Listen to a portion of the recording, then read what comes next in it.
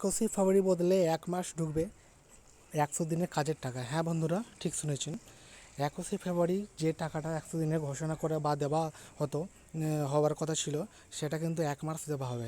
কিন্তু বন্ধুরা, অবশ্যই মনে রাখতে হবে, তোমাদের যাদের আধার লিঙ্ক নেই, আধার কার্ডের সাথে ব্যাঙ্ক অ্যাকাউন্টের লিঙ্ক নেই, তারা কিন্তু অবশ্যই লিঙ্ক করে নেবে তাড়াতাড়ি, কিন্তু টাকা ঢুকবে না।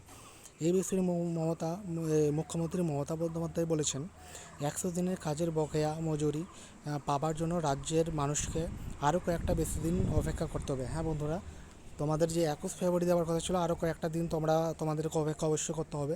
মুখ্যমন্ত্রী মমতা বন্দ্যোপাধ্যায় আগে জানিয়েছিলেন, আর কেন্দ্রীয় সরকারের মুখাপেক্ষী হয়ে না থেকে আগামী 21শে ফেব্রুয়ারি থেকে বকেয়া মজুরি টাকা শ্রমিকদের অ্যাকাউন্টে পাঠাতে শুরু করবে রাজ্য সরকার। কিন্তু বৃহস্পতিবার তিনি বিধানসভায় জানান, এই টাকা দিতে আরও কিছুটা সময় লাগবে সরকারের।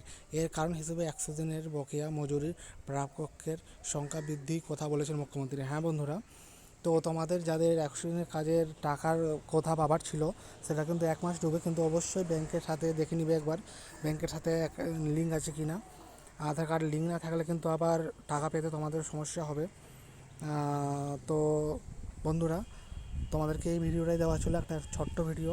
তো বন্ধুরা, ভালো লাগলে প্লিজ তোমরা চ্যানেলটা লাইক করো এবং সাবস্ক্রাইব করে রেখো।